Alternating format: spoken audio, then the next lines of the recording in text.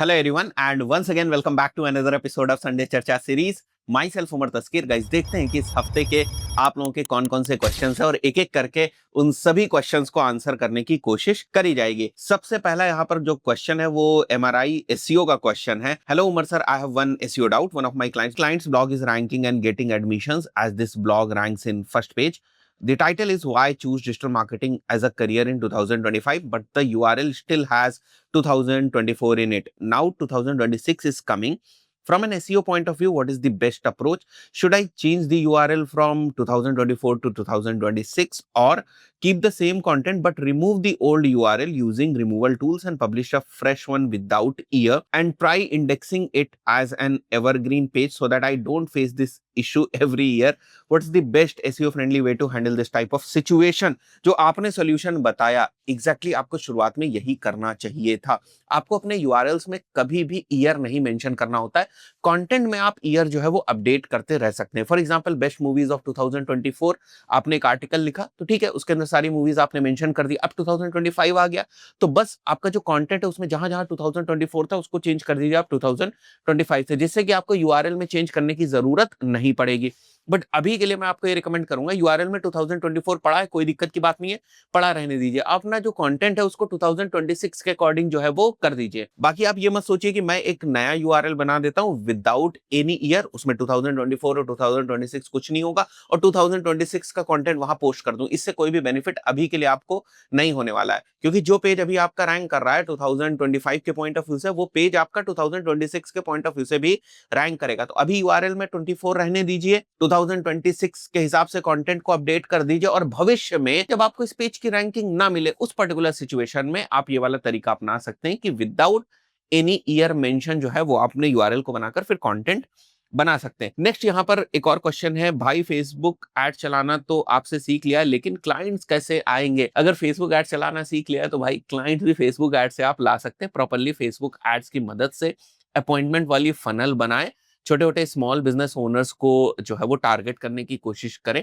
Low risk वाले जो projects हैं उनको थोड़ा सा पिक करें, स्मॉल बजट के साथ क्लाइंट्स ले, फ्रीलांसिंग की तरीके से अगर आप लेना चाहते हैं तो वो भी कर सकते हैं। तो अगर आपको फेसबुक एड चलाना आता है तो आप अपने लिए भी फेसबुक एड्स के थ्रू क्लाइंट जो है वो ला सकते हैं। बहुत सारे लोगों को इस चीज में डाउट भी होगा कि क्या सर फेसबुक एड चला के खुद के लिए क्लाइंट्स लाए जा सकते हैं? एब्सोल्युटली। बहुत सारी एजेंसी ओनर्स को मैं जानता हूं, एक दो एजेंसी ओनर्स नहीं, बहुत सारे एजेंसी ओनर्स जो नए क्लाइंट्स एक्वायर कर रहे हैं ना, उनमें से 40 to 50% क्लाइंट्स फेसबुक एड्स के अपॉइंटमेंट फनल के थ्रू वो एक्वायर करें। तो बिल्कुल अगर आपको फेसबुक एड्स चलाना आ गया है तो आप फेसबुक एड्स के थ्रू अपने लिए भी क्लाइंट्स ला सकते हैं। नेक्स्ट यहाँ पर क्वेश्चन जो है वो अनुराग का है, can you share this reference sheet so that we can try on our own for our clients? देखो, जितनी भी रेफरेंस शीट्स मैं देता हूँ आपको, लिंक्स वगैरह मैं देता हूँ, वो सारे अगर आप देखेंगे जाकर तो हमारी जो कोर्सेज वाली वेबसाइट है learn.umartasky.com, उसके अंदर एक डिजिटल प्रोडक्ट्स वाला सेक्शन है। तो वहां पर जाकर ये जो बहुत सारी शीट्स हैं उनको आप डाउनलोड जो है वो कर सकते हैं और भी बहुत सारी शीट्स वहां पर आपको देखने को मिल जाएंगी। नेक्स्ट यहाँ पर क्वेश्चन बैम्बू का है, how can we track conversion if there is no separate thank you page but after clicking from text appears no page is directed? Any guide on how we can set up this type of conversion? भाई साहब, आप जो बात कर रहे हैं वो ये है कि आपने एक लैंडिंग पेज बनाया, लैंडिंग पेज के ऊपर फॉर्म को कोई फिल करता है बट वो थैंक यू पेज के ऊपर नहीं जाता है।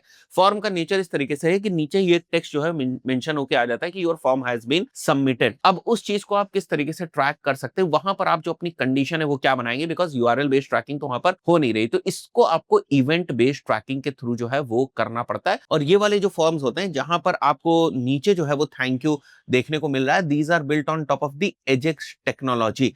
तो मैंने एक डेडिकेटेड जीटीएम के थ्रू एजेक्स फॉर्म्स की ट्रैकिंग आप किस तरीके से सेटअप करेंगे उसके वीडियो बनाए हुए, आप उसको देख लें तो इस चीज की क्लैरिटी आपको हो जाएगी। फंडामेंटली वहां पर ये रहता है कि जब भी फॉर्म फिल होगा, डेटा लेयर के अंदर एक इवेंट जाएगा कि फॉर्म फिल हुआ और उस इवेंट को हम लोग ट्रिगर बनाएंगे और उसके ऊपर फिर अपने टैग को फायर करेंगे। अभी तक आप क्या कर रहे हैं कि आप जो ट्रिगर बना रहे हैं वो यूआरएल के बेसिस पे बना रहे हैं कि भाई यूआरएल के अंदर ये अगर कंटेन करता है, for example thank you contain कर रहा है, तो उसको आप ट्रिगर जो है वो क्रिएट कर रहे हैं। अब मैं क्या बोल रहा हूँ, फॉर्म फिल हो गया, थैंक यू पेज के ऊपर नहीं गया बट एक मैसेज आता है, जैसे ही वो मैसेज आएगा आप एक कस्टम इवेंट डेटा लेयर के अंदर पुश करवाते हैं। वही मेथड मैं आपको बता रहा हूँ कि हम लोगों ने जीटीएम के जो कोर्स सीरीज है उसके अंदर ट्यूटोरियल के फॉर्म में उसको बहुत डिटेल में एक्सप्लेन किया। तो प्लीज अगर आप उसको देख लेंगे तो आपको सारे कॉन्सेप्ट जो है वो इसके क्लियर हो जाएंगे। हाँ भाई, नेक्स्ट एक और क्वेश्चन संडे चर्चा के पॉइंट ऑफ व्यू से है, और ये पूछ रहे हैं कि भाई 5,000 रुपए का इनका बजट है, एड बजट भी उसी के अंदर है और स्मॉल बिजनेस ओनर की किसी शॉप के लिए इनको डिजिटल मार्केटिंग करनी है,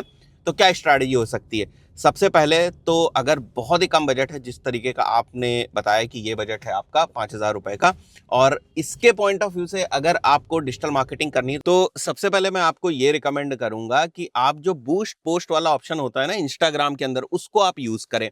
कॉस्ट बचाने के लिए आप कोशिश ये करें कि शॉप वगैरह का या जो भी आपका शोरूम है, स्टोर है, उसका खुद से ही वीडियो बना लें, या जो बिजनेस ओनर है उनसे वीडियो बनवा लें, एक दो अलग अलग लोगों से थोड़े से वीडियोस बना लें और उस रेडियस के अंदर जो है वो आप बूस्ट पोस्ट करके प्रमोट करें।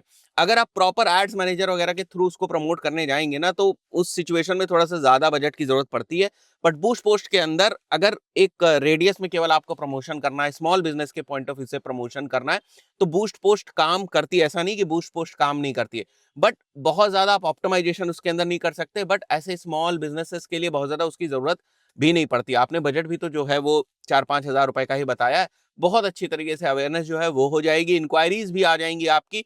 आप अगर थोड़ा सा ये बताते कि बिजनेस का नेचर क्या है, तो मैं और थोड़ा सा आपको जो गाइड है वो कर सकता था। बट आप इस चीज को करें, डेफिनेटली आपको रिजल्ट जो है वो मिलेंगे। अब ये जो क्वेश्चन पूछ रहे हैं ये बेसिकली रियल एस्टेट बिजनेसेस के लिए लीड जनरेट करते हैं, गूगल एड्स के ऊपर भी, मेटा एड्स के ऊपर भी।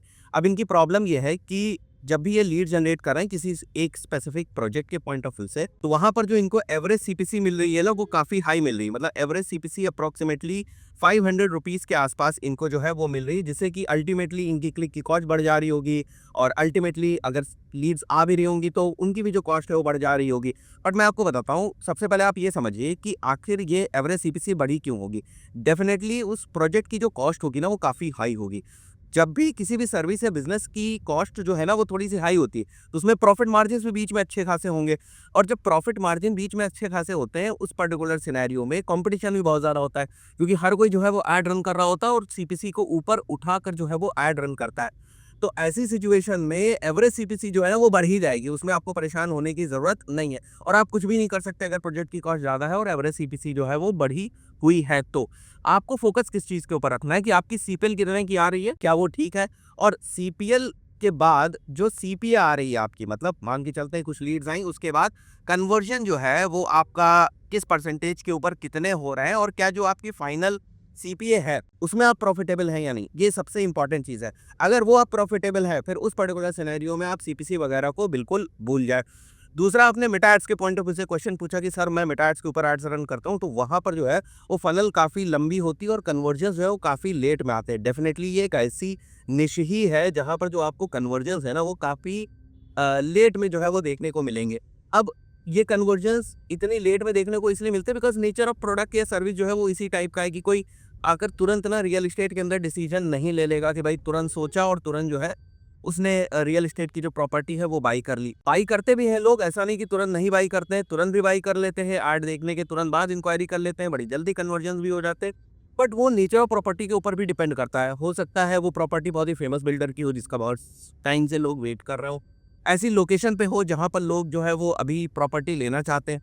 तो ऐसे बहुत सारे फैक्टर्स होते हैं जिनकी वजह से ऐसा भी हो सकता है कि उस स्पेसिफिक प्रॉपर्टी की इन्वेंट्री जो है वो जल्दी सोल्ड आउट हो जाए। बट इन जनरल जब हम लोगों ने एड्स रन किए तो हमने ये भी देखा है ना कि 6-6 महीने के बाद जो कन्वर्जन है वो होता है। तो उस चीज़ से आप परेशान ना हो कि इसकी जो फनल है वो काफ़ी लंबे टाइम के लिए जो है वो होती है, वो बहुत ही नॉर्मल चीज़ है रियल एस्टेट के पॉइंट ऑफ व्यू से। तो जो परफॉर्मेंस मैक्स को लेकर आपका क्वेश्चन है वो भी मैं आपको बता दूं। देखिए, पी मैक्स में ये डेफिनेटली होता है कि आपको जो लीड की क्वालिटी है ना वो बेहतर देखने को नहीं मिलेगी, बट नंबर ऑफ लीड ज़्यादा होंगी। अगेन उसमें भी इसी चीज़ पे आपको फोकस करने की ज़रूरत है कि आपको डिजायर्ड सीपीए मिल रहा है या नहीं मिल रहा है।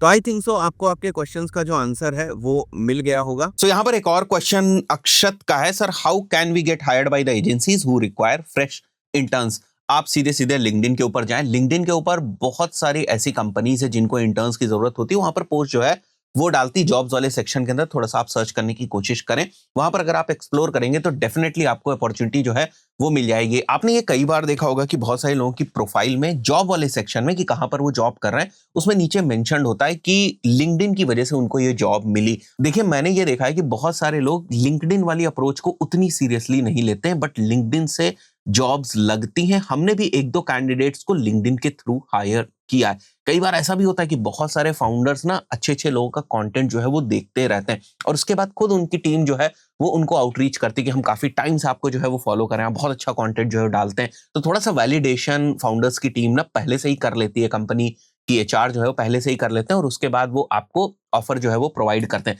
तो देखिए ऐसे में सबसे अच्छा ऑप्शन यही है कि जिन कंपनीज को इंटर्न्स की रिक्वायरमेंट है वो जॉब वाले सेक्शन में जो है पोस्ट डालते हैं, तो वहां से जो है वो आप अप्लाई कर सकते हैं। एक दो तरीके और हो सकते हैं, इंटर्नशाला वगैरह पे भी आप रजिस्ट्रेशन जो है वो अपना कर सकते हैं। थोड़ा सा टाइम वहां पर जरूर लगता है, वहां से भी आपको इंटर्नशिप मिलने की पूरी प्रोबेबिलिटी है। थर्ड जो है वो ये है कि अगर आपने कहीं से कोर्स किया हुआ है डिजिटल मार्केटिंग वगैरह का, तो उन इंस्टीट्यूट्स का भी बहुत सारी कंपनीज एजेंसीज के साथ जो है वो टाई अप होता है, तो शुरुआती पुश आपको वहां से भी मिल जाता है, वहां से भी आपको इंटर्नशिप्स की अपॉर्चुनिटीज मिल सकती हैं। देखिए बेसिक नॉलेज की रिक्वायरमेंट इंटर्नशिप के लेवल पर भी होती है, तो वो तैयारी आपको जो है वो करके जानी है। नेक्स्ट यहाँ पर ब्रोइस का क्वेश्चन है, sir I run a Google ads campaign for travel agency flight bookings, my conversion goal is lead form submissions, as you said I start with maximize clicks and getting clicks and some conversions, but when after some time I move to maximize conversions, the cost per conversion is getting very high and I'm not getting enough leads. What's the issue? Please answer this. देखो यहाँ पर जो आपने maximise conversion किया है, I am pretty much sure कि आपने maximise conversion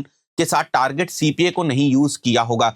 तो जब भी आप मैक्सिमाइज कन्वर्जन कर देते हैं without target CPA, Google ads के सिस्टम को ये लगता है कि कन्वर्जन्स पाने के लिए आप पीछे और ज्यादा बिड कर सकते हैं, तो आपकी जो मैक्स सीपीसी की बिड होती है ना उसी को काफी इंक्रीज कर देता है, जिससे कि अल्टीमेटली आपकी सीपीसी जो उतनी हाई नहीं जानी चाहिए थी वो आपकी सीपीसी हाई चली जाती है और जिसकी वजह से जो आपके कन्वर्जन्स है वो काफी जो है वो महंगे हो जाते हैं। तो आपको ये लगता है कि मैक्सिमाइज कन्वर्जन मैंने कर दिया इसलिए जो है वो मेरे कन्वर्जन्स महंगे हो गए, बट मैक्सिमाइज कन्वर्जन करने की वजह से मैक्स सीपीसी की बिड जो है वो ऊपर गई और जिसकी वजह से आपकी जो क्लिक्स की कॉस्ट है वो बढ़ी और उसकी वजह से अल्टीमेटली आपके जो कन्वर्जन्स हैं वो महंगे हुए। तो कोशिश करिए आप टारगेट सीपी के साथ यूज करें, and I am still not sure कि क्या इनफ कन्वर्जन्स आपके अकाउंट में आ चुके हैं या नहीं आ चुके हैं। और एक और चीज समझिए कि कई बार ऐसा होता है कि आप मैक्सिमाइज कन्वर्जन्स टारगेट सीपीए भी करते हैं, उसके बाद भी आपको डिजायर्ड रिजल्ट्स नहीं मिलते और आपको लगता है कि नहीं स्केलिंग नहीं हो पा रही, तो उस पर्टिकुलर सिनेरियो में आपको फिर से वापस आने की जरूरत है। मैक्सिमाइज क्लिक्स के ऊपर जाकर वापस कंट्रोल्ड सीपीसी के साथ और ज्यादा क्लिक्स लाने की जरूरत है, और ज्यादा कन्वर्जन्स लाने की जरूरत है, और उसके बाद